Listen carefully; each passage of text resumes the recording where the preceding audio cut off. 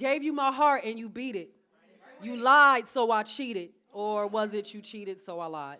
The chicken or the egg? Which came first when all the years went by?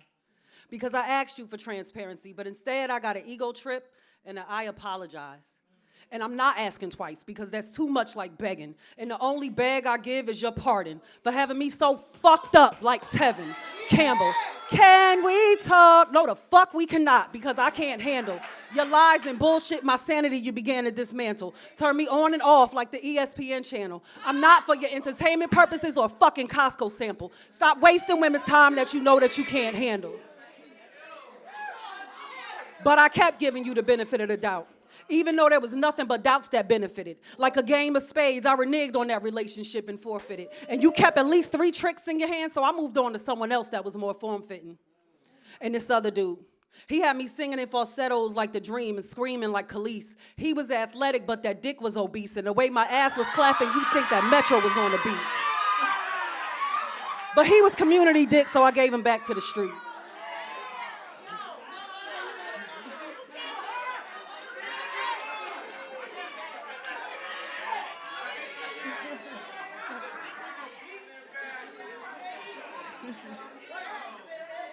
Well, that part.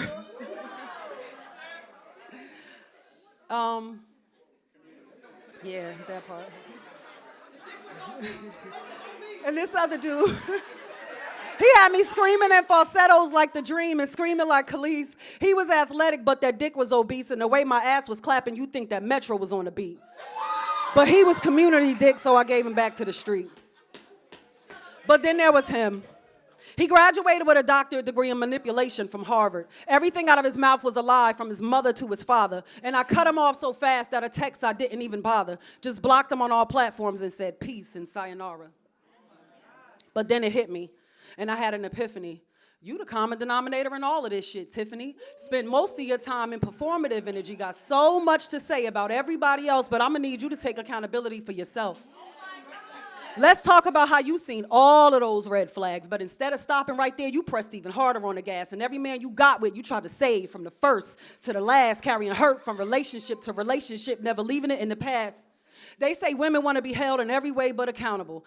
Take some responsibility, and let's be honest, boo, none of this would have happened if it wasn't for you. Some of them ain't had a pot, the window, and barely had to piss, and you want to pretend like you ain't seen none of that shit? How many ways did you allow them to show you that they sincerely don't give a fuck? Because a person can only do what you condone, and you should have known when you seen them bitches in their phone that they kept an arsenal of chickens to cluck. Let's not pretend like the writing wasn't on the wall. Now you want to act all shocked and appalled, crying in the shower looking for a corner to crawl? Girl, if you don't knock it the entire fuck off, if anything, you should be thanking those men. They weren't all bad, and some are still close friends, and the lessons that you learned made you pick back up your pen. You need to send an edible arrangement to every one of them. And I realized something.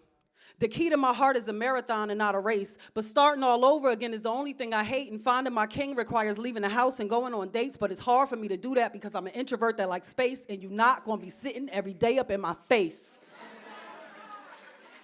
But I trust the process, and I know that it's on God's time, and as long as I have faith that I'll be just fine, because no one can take what's meant to be mine. I'm a work in progress, so please bear with me. It took a long time for me to take accountability. Poem. Thank you.